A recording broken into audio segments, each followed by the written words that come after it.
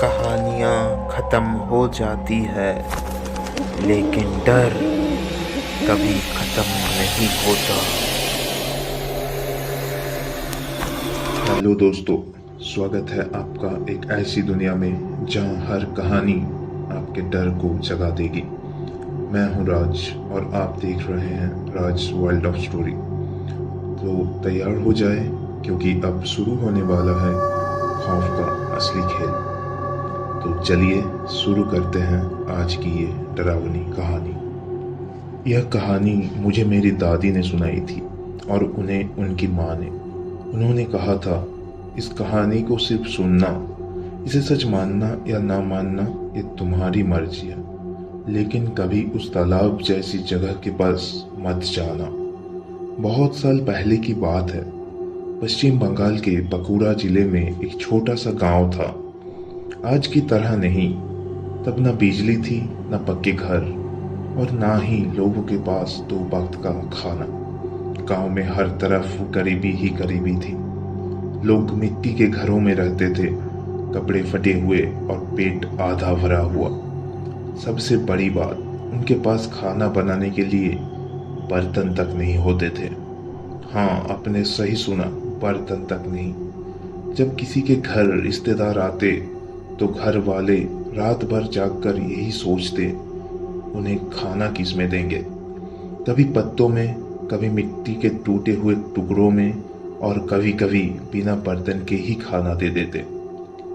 लेकिन इस गांव की सबसे अजीब चीज थी, गांव के बीचों बीच बना एक बहुत बड़ा तालाब। लोग कहते थे यह तालाब साधारण नहीं है। मेरी दादी की माँ कहती थी, इस तालाब में कुछ है जो दिखता नहीं लेकिन सब देखता है। गांव के लोग जब बहुत मजबूर हो जाते तो रात के समय उस तालाब के किनारे जाते और धीरे से पानी के पास खड़े होकर बोलते, हमें कुछ बर्तन चाहिए। और फिर कुछ ही देर में पानी की सतह पर अपने आप बर्तन तैरकर ऊपर आ जाते। लोग उन बर्तनों को घर ले जाते, खाना बनाते, मेहमानों को खिलाते और फिर उन्हें वापस उसी तालाब में रखाते। लेकिन अगर किसी ने लालच किया और बर्तन वापस नहीं किया तो उसके घर में एक एक करके अजीब घटनाएं होने लगती। कभी कोई बीमार पड़ जाता, कभी अचानक मौत हो जाती और धीरे धीरे पूरा परिवार खत्म हो जाता। इसलिए गांव के लोग डरते थे और नियम मानते थे। अगर कहानी यही खत्म हो जाती तो शायद यह सिर्फ एक रहस्य होती, लेकिन असली डर तो तब शुरू होता है। एक समय के बाद गांव में कुछ और भी अजीब होने लगा। लोग एक एक करके गायब होने लगे। कोई खेत गया और वापस नहीं आया, कोई पानी भरने गया और फिर कभी नहीं दिखा। पहले लोगों ने सोचा शायद कहीं चले गए होंगे, लेकिन जब गायब होने वालों की संख्या बढ़ने लगी तो पूरे गांव में डर फैल गया। अब शाम होते ही हर घर का दरवाजा बंद हो जाता। बच्चों का बाहर खेलने की इजाजत नहीं थी और सबसे ज्यादा डर उस तालाब से लगने लगा। फिर एक दिन एक ऐसी घटना हुई जिसने पूरे गांव को हमेशा के लिए बदल दिया। गांव में एक लड़की थी, नाम था सीता। सीता बहुत सीधी सादी थी और रोज की तरह एक सुबह वो तालाब में नहाने गई। उस दिन तालाब के पास कोई नहीं था, ना कोई औरत ना कोई बच्चा, बस हवा की हल्की आवाज और पानी की लहरें। सीता धीरे धीरे पानी में उतरी, पहले घुटनों तक, फिर कमर तक और फिर वो तैरने लगी। अचानक उसे लगा जैसे किसी ने उसका पैर पकड़ लिया हो। वो चौंक गई। कौन है? उसने जोर से चिल्लाया, लेकिन कोई जवाब नहीं आया। अचानक एक जोरदार खिंचाव हुआ और सीता पानी के अंदर चली गई। वह ऊपर आने की कोशिश कर रही थी, लेकिन कोई ताकत उसे नीचे खींच रही थी।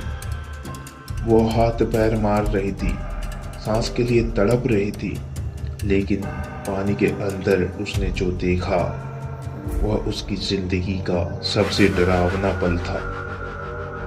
उसे एक अलग दुनिया दिखाई दी, एक ऐसी दुनिया जहां अंधेरा नहीं बल्कि अजीब सी रोशनी थी।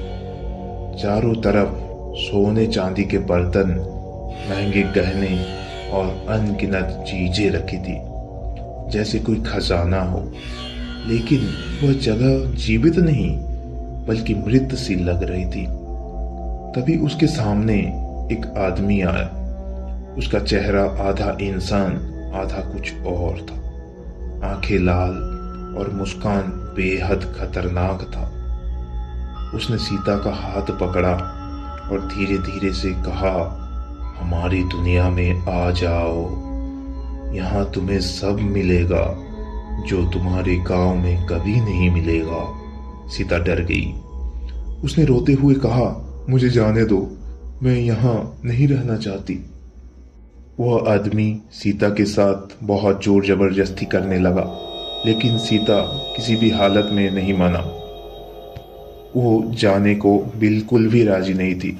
वो बार बार कहने लगी, मुझे छोड़ दो, मुझे छोड़ दो, मुझे नहीं जाना है, मुझे अपने मम्मी पापा के पास ही रहना है।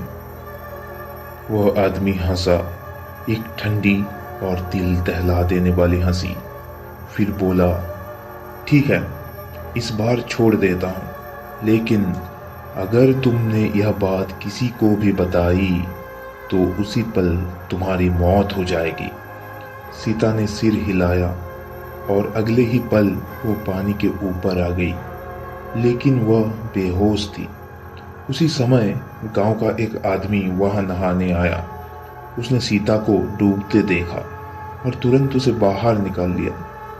वह उसे घर ले आया। पूरा गांव इकट्ठा हो गया। सबने उसे होश में लाने की कोशिश की, लेकिन 1 दिन, 2 दिन, 3 दिन, पूरा 7 दिन बीत गए। सीता को होश नहीं आया। लोग डरने लगे कि कहीं वह भी उन गायब लोगों की तरह हमेशा के लिए ना चली जाए। 7वें दिन अचानक सीता की उंगलियां हिली। उसने धीरे धीरे आंखें खोली। पूरा गांव खुश हो गया। सब उसके पास आ गए। उन्होंने पूछा, क्या हुआ था? सीता डर गई। उसे उस आदमी की बात याद थी। वह चुप रही, लेकिन फिर उसने सोचा, अगर मैं सच नहीं बताऊंगी तो और लोग भी मरेंगे। और फिर उसने सब कुछ बता दिया। तालाब की दुनिया, वो डरावना आदमी और उसकी धमकी।